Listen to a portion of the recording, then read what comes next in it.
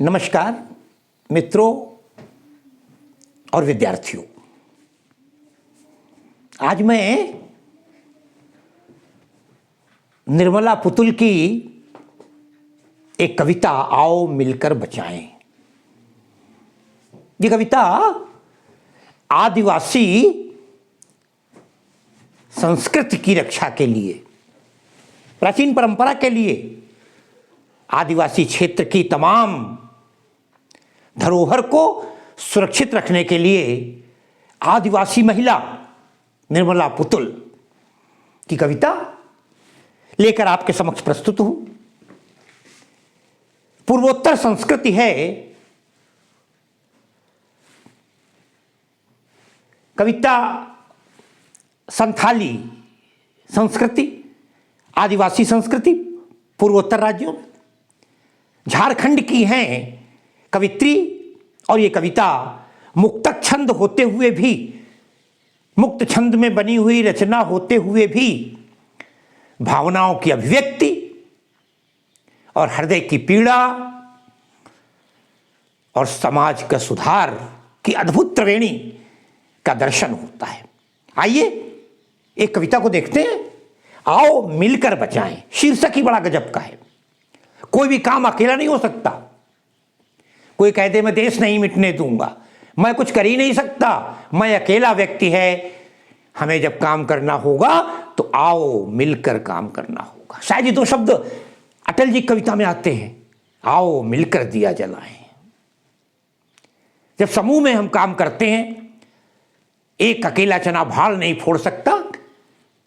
निर्मला जी कहती हैं आओ मिलकर बचाएं। खाली शीर्षक देखा हमने अभी। सब लोग मिलकर, सबके सहयोग से किसे बचाना है। कविता के आगे बढ़ते हैं। आओ मिलकर बचाएं अपनी बस्तियों को। बस्ती 100, 200, 50, 40, 30 लोग इकट्ठे मिलकर जो एक छोटे से स्थान में रहते हैं। शहर में जिसे मोहल्ला कहने लगे हैं, गांव में एक बस्ती हुआ करती थी। गांव और बस्ती में अंतर है साथियों। गांव जब होता था, गांव में विभिन्न जाति के, विभिन्न संप्रदाय के, विभिन्न धर्म के लोग रह सकते हैं। मगर जहां बस्ती होती है वहां एक अपना, एक विचारधारा की, एक तरह की, एक ही जाति के, एक ही धर्म के, एक ही संप्रदाय के लोग रहा करते हैं। कहती हैं आओ मिलकर बचाएं अपनी बस्तियों को। प्रश्न उठता है किससे बचाना है? कोई मारने आ गया है क्या? क्या समस्या हो गई? कविता को आगे लेती हैं, अपनी बस्तियों को बचाएं, अपनी बस्तियों को नंगी होने से। बड़ा गजब का शब्द दिया है, नंगी होने से। साथियों दो रूप हैं नंगे होने के, एक शरीर का नंगा होना, एक धरती का नंगा होना। धरती हमारी मां है, शरीर हमारा व्यक्तिगत है, पुत्र के रूप में अकेला एक व्यक्ति है, संतान के रूप में है। दोनों को बचाना है। नंगी होने से कैसे बचाएं? शहरों की आबो हवा से। ध्यान दीजिएगा, बड़ा गजब की बात कह गई। मैंने कहा था छोटी सी कविता, छोटे से शब्द, लेकिन घाव करें गंभीर वाली बात सामने आती है। शहरों की आबो हवा से। आबो हवा शब्द आया है, दो शब्दों से मिलकर बना है, एक आब और एक हवा। दो हैं। आब कहते हैं फारसी में पानी को। भारतेंदु जी का एक दोहा है, पढ़े फारसी बहुत विधि, तहु भय खराब, और पानी खटिया तर रहो, पूत मरे बकी आब। बेटा आब आब चिल्लाता रहा, पानी खाट के नीचे रखा रहा। समझने वाले समझ नहीं पाए क्योंकि वो पानी मांग रहा था, वो आब आब समझ रहे थे। तो आब का अर्थ होता है पानी और हवा का अर्थ होता है वायु या हवा। तो पानी और हवा मिल गई तो जलवायु बन गया। कवित्री कहती है आओ मिलकर बचाएं नंगी होने से शहरों की आबो हवा से। अब शहरों की आबो हवा के पीछे उसकी पीड़ा ये है कि शहर के लोग गांव में आकर बस रहे हैं और गांव के लोग शहर जा रहे हैं। वो चाहती थी कि शहर के लोग गांव आवें, मगर शहर अपना आदमी लौट के आता है। शहर से गांव गया, गांव से शहर गया, नौकरी के लिए, लेकिन जब लौट करके आया तो उसका रहन सहन, खान पान बदल चुका था। जो वस्त्र पहनते हैं शरीर को ढकते हुए नहीं, केवल शरीर में होते हैं, ऐसा दिखाई देता है।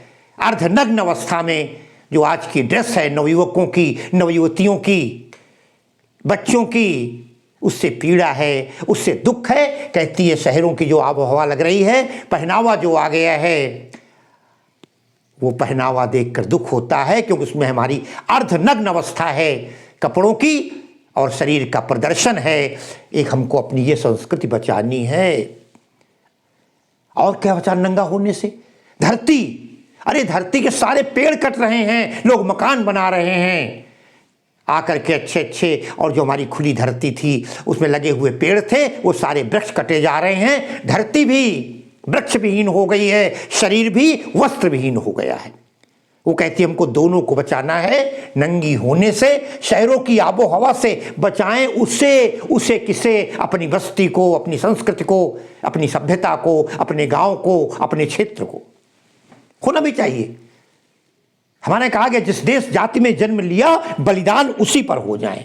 अगर हर आदमी अपने अपने क्षेत्र की, अपनी अपनी भाषा की, अपनी अपनी सभ्यता की रक्षा करने लगे तो करना चाहिए, तो सुरक्षित हमारा देश हो जाए। हमारा देश एक गुलदस्ता है, नाना प्रकार के फूल खिले हुए हैं, जिसमें हर फूल अपनी संस्कृति को लेकर आगे बढ़ता है। कहते और क्या बचाएं? बचाएं डूबने से। क्या बाढ़ आ गई क्या? डूबने से बचाएं। काहे में डूब रहा है हमारी संस्कृति, हमारे गांव के लोग, हमारी बस्ती काहे में डूब रही है? डूबने से बचाएं। पूरी की पूरी बस्ती डूबी जा रही है।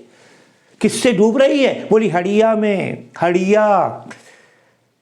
हड़िया एक छोटा सा घड़ा समझ लो, उसमें डूब रही है हड़िया। मतलब क्या है साथियों? हड़िया एक बर्तन है मिट्टी का जिसमें शराब बनाई जाती है। उस क्षेत्र में आज सब शराब में डूबे हुए हैं, मदिरा के प्रेमी हो गए हैं। अजीब बात है, सारे मदिरा प्रेमी हो गए, सब शराब पी रहे हैं, घरों घरों में शराब बनने लगी है। हमको इससे बचाना है। मैं आसाम में था, तमाम टी गार्डन थे।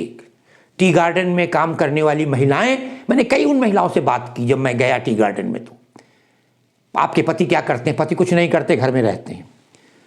सुबह कै बजे आ जाती हो? 7 बजे। क्या क्या बना के आ जाती हो? बोली शराब बना के आ जाती हूँ घर में, कच्ची घड़िया में। तो कहते हैं सब वो जो शराब में डूब रहे हैं सब, और शराब का मतलब हम नष्ट हो रहे हैं। शराब का मतलब ने सर्वस्व खो दिया है, अपने तन को, अपने मन को, अपने धन को। तो डूबते शराब, नशाबंदी कवित्री के मन की भावना है जो आज देश को, आज गांव को, आज समाज को बर्बाद कर रही है। हड़िया में अपने आप इतना बचाना है। अभी आगे और क्या क्या है? वो कहती है अपने चेहरे पर संथाल परगना की माटी का रंग होना चाहिए। बहुत बड़ी बात कही। जब हम काम करते हैं, संथाल परगना वो क्षेत्र है उसका, संथाल उसकी संस्कृति है। वो कहती है अपने चेहरे पर दिखाई देना चाहिए क्या? संथाल परगना की माटी का रंग। जब हम काम करके, अरे भाई मैं शिक्षक हूं, पढ़ाता हूं, साथियों जब पढ़ा रहे हैं तो हाथ, कई बार ऐसा हुआ मैं जब क्लास से निकला तो कई शिक्षकों ने कहा सर आपके सूट में या आपकी पैंट में चौक लगी हुई है। तो स्वाभाविक है, अरे भैया जब चौक तो लगे ही, मैं शिक्षक हूं, पता चलता है कि मैंने चौक का प्रयोग किया है। एक शिक्षक को 3 चीजें चाहिए, चौक, वॉक और टॉक। अगर हम में है तो ठीक है, क्या बुरा है? अरे काजल की कोठरी में केतोहू सयानो जाए, एक लीक काजल की लागी है पर लागी है, स्वाभाविक है। बांटन वारे के लगी जो मेहंदी को रंग, मेहंदी बांटने वाले को मेहंदी लग जाती है, काजल की कोठरी में जाने वाले पर काजल लग जाता है, शिक्षक के हाथ में चौक लग जाती है। वो कहती है जो हम संथाल परगना के रहने वाले हैं तो उनके चेहरे पर भी माटी लगी होनी चाहिए। माटी तब लगेगी जब हम खेतों में जाकर काम करेंगे, मिट्टी से जुड़े रहेंगे। आज तो हम घर में बैठे हुए पूरा मेकअप करने में लगे हुए हैं, कहाँ मिट्टी लगने देते हैं। एक टाइम था भगवान भी जो सर्वस्व संपन्न थे, पढ़ा रसखान का पद, धूरी भरे अति शोभित श्यामजू।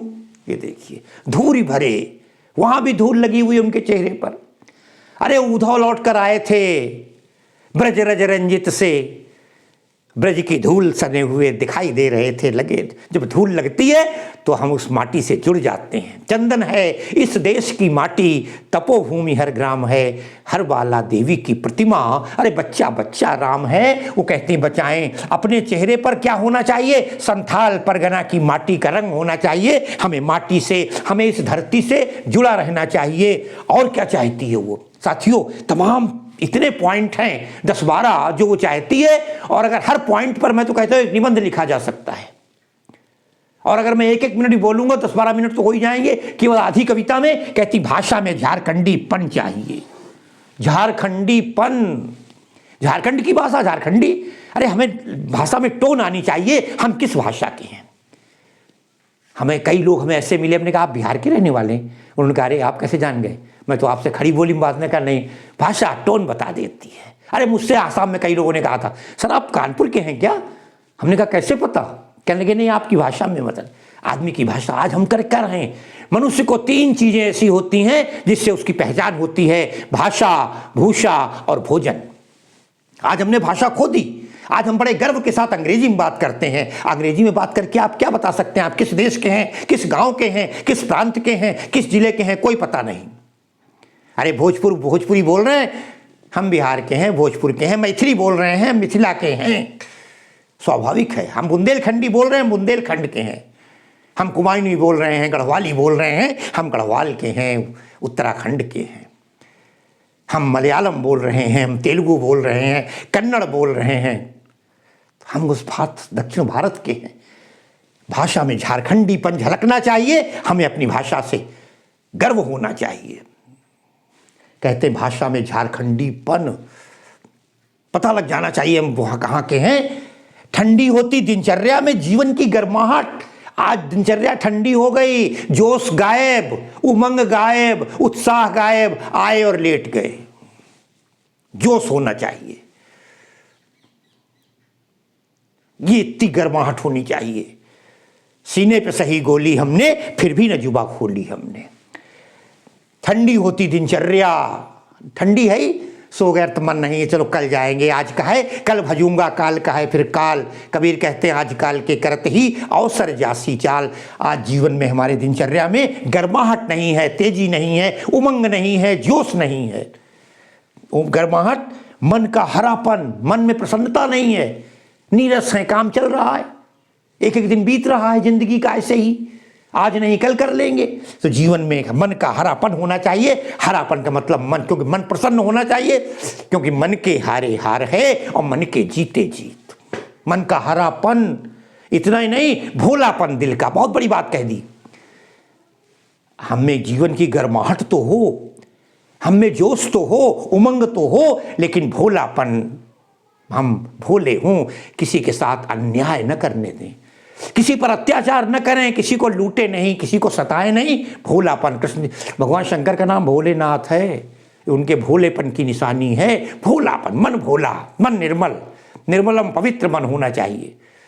भगवान राम ने कहा था निर्मल मन, यही भोलापन है। निर्मल मन जन सो मोहि पावा, मोहि कपट छल छिद्र न भावा।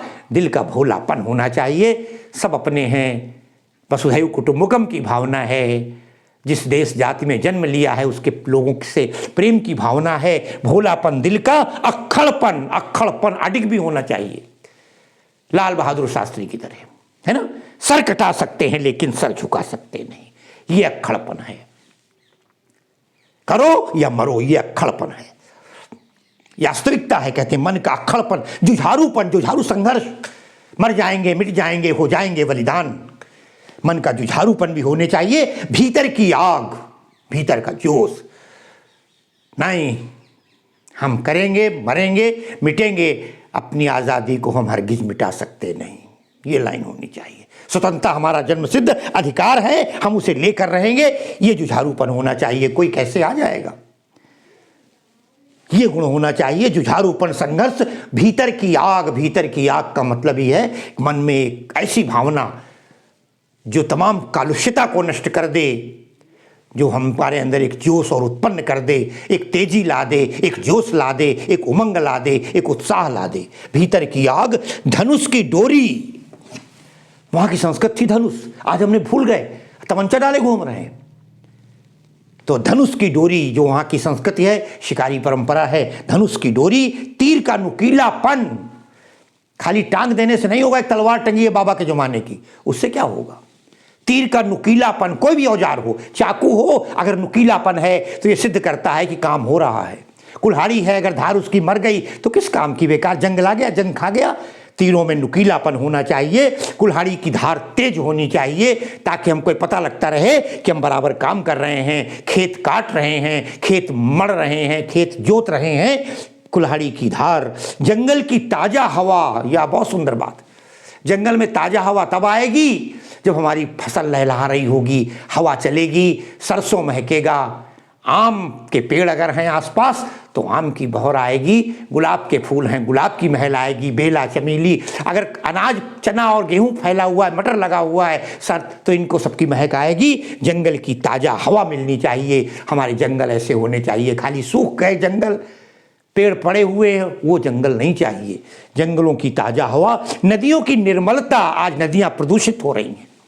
ये खाली आदिवासी संस्कृति के लिए नहीं, दिल्ली में यमुना की बात है, बनारस में गंगा की बात है, कहीं सरस्वती की बात है, सारी नदियाँ आज प्रदूषित हो गई हैं मिल के, तमाम प्रकार के, इस प्रकार के प्रदूषण से। तो कहती नदियों की निर्मलता चाहिए।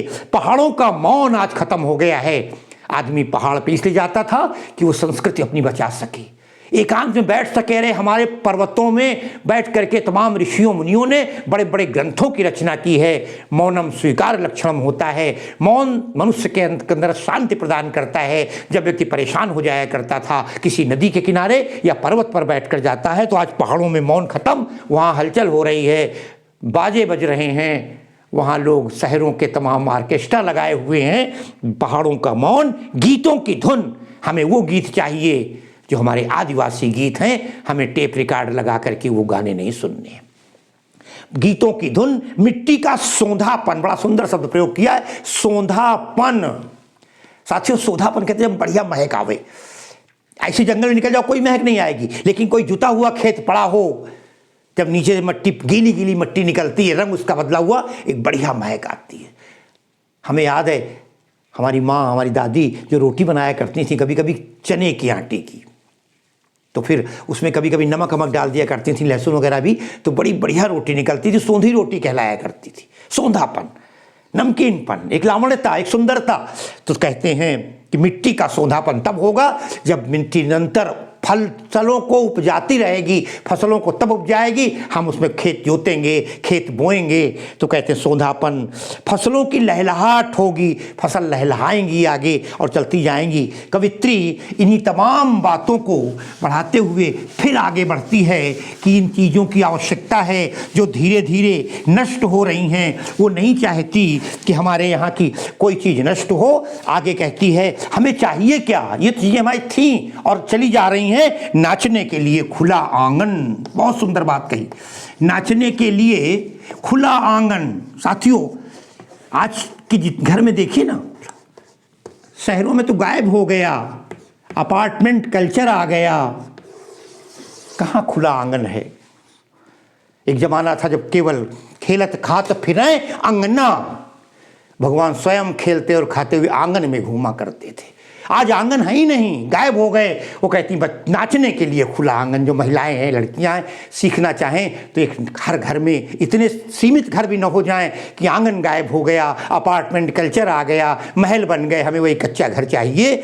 नाचिए, हमारे त्यों के त्यों सुरक्षित रहने चाहिए। नाचने के लिए खुला आंगन और गाने के लिए गीत चाहिए। फिल्मी गाने नहीं चाहिए, गाने के लिए गीत निश्चित रूप से। होली खेलें रघुवीरा, अवध में होली खेलें, अब ये गीत चलेंगे हमारे संस्कृति में। जो हम इस तरह की बात करेंगे अपने उन गानाओं की जो पुराने गाने थे, जहाँ माँ बहनें बैठ करके विवाह के मंगल गीत गाया करती थीं, बच्चे के जन्म होने पर मंगल गीत गाया करती थीं, नाना प्रकार के कार्यक्रमों में पंडित जी पूजा कराते रहते थे, महिलाएं गीत गाया करती हैं। अब तो सब बंद हो गया।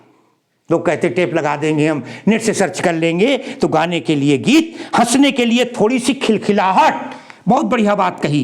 हंसने के लिए आज हम इतने दुखी हैं कि जीवन में हंसना बहुत ज़रूरी है, किंतु हंस नहीं रहे हैं। वो कहती है हमको हंसने के लिए थोड़ी खिलखिलाहट चाहिए, हम खिलखिला करके हंस सकें। अरे योगा होता है अब आजकल, योग में कहा जाता है हास्य इतने तेज टहलिए ताकि मन के अंदर के विकार निकल जाएं, मन से दुख गायब हो जाए। हंसना जीवन के लिए जरूरी है, हंसने के लिए खिलखिलाहट, रोने के लिए मुट्ठी भर एकांत। बहुत गलत बात है, रोने के लिए मुट्ठी भर एकांत से मतलब ये है कि जहाँ इतनी सब बातें हों, जब हम दुखी हों तो एक जगह एकांत में बैठकर अपने मन की पीड़ा दूर कर सकें। रोने के लिए थोड़ा ऐसा भी स्थान चाहिए, सब में सब कुछ खुला ना हो। रोने के लिए मुट्ठी भर एकांत, बहुत बड़ी बात कह दी उसने, रोने के लिए मुट्ठी भर एकांत। साथियों बहुत बड़ी बात है, देखें आप ध्यान से जरा। नाचने के लिए, गाने के लिए खुला आंगन मांग रही है, अर्थात सुख ज्यादा हो दुख कम हो, और दुख के लिए भी रोने के लिए मुट्ठी भर थोड़ी ऐसी जगह हो जहां हम आपसे, आप हमसे एक दूसरे की मन की वेदना, मन की पीड़ा व्यक्त कर सके। मुट्ठी भर एकांत। बच्चों के लिए मैदान, ये भी गायब है आज। घरों में रह रहे बच्चे कहाँ जाएं, 2-2 किलोमीटर दूर ले जाते हैं शाम को आधा घंटे बच्चे को खिलाने के लिए। तो बच्चों को तो खेलना बहुत आवश्यक है। बच्चों के लिए चाहिए मैदान। बच्चों के लिए वो कहती मैदान चाहिए ताकि बच्चे अपना क्रीड़ा के माध्यम से, खेल के माध्यम से अपने शरीर का विकास कर सकें। विवेकानंद ने कहा था खेल उतना ही जीवन के लिए आवश्यक है। पशुओं के लिए हरी हरी घास चाहिए। हरी घास कब होगी? जब हमारे खेत होंगे, जब हमारे बगीचे होंगे, जब हम अपने खेतों को सक्रिय रखेंगे। तो कहते हैं पशुओं के लिए हरी हरी घास, पशुओं के लिए हरी हरी घास चाहिए, अर्थात खेत निरंतर सक्रिय रहे, पशु भी आनंद रहें। जब पशु घास खाएंगे तब उनका दूध होगा जो हमारे स्वास्थ्य। बूढ़ों के लिए पहाड़ों की शांति चाहिए। बुजुर्ग हैं, उसने कहा बूढ़ों के लिए पहाड़ों की शांति। आज पहाड़ों में शांति नहीं है, आज पहाड़ों में बिल्कुल चहल पहल हो गई है। आज बड़े गर्व से लोग कहते हैं हम पिकनिक मनाने जा रहे हैं गाँव में, आदि बधाई। वो कहती नहीं चाहिए। पिकनिक मनाने आए, तमाम सारा कोल्ड ड्रिंक आ गया, तमाम चिप्स के पैकेट आ गए, वो सब गंदगी फैला, नहीं, वो स्थान नहीं चाहिए।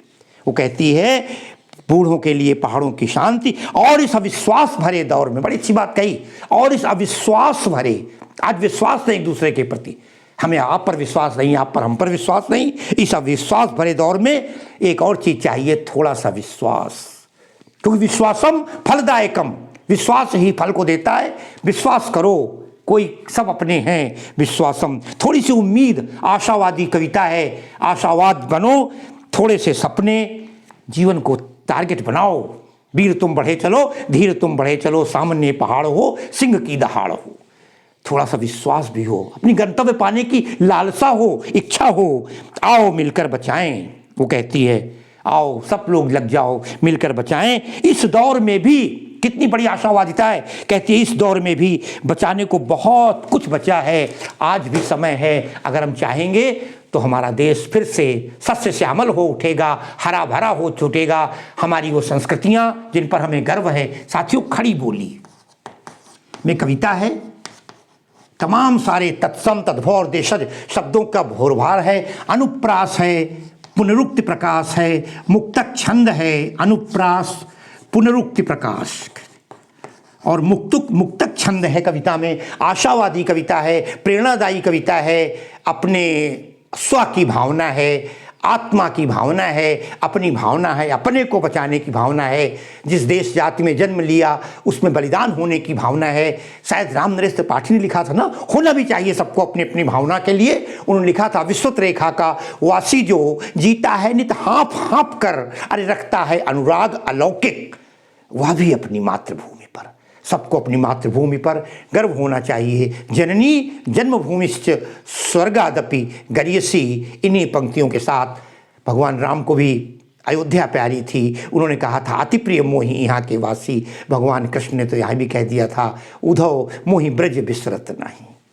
तो ऐसी अपनी मातृभूमि के प्रति, अपनी जन्मभूमि के प्रति, अपने देश के प्रति, सारे जहाँ से अच्छा हिंदुस्तान हमारा की भावना को चरितार्थ करते हुए अपनी संस्कृति को सुरक्षित रखें, सहयोग कीजिए। इन्हीं शब्दों के साथ मैं आज अपनी इस क्लास को विराम दे रहा हूँ। धन्यवाद।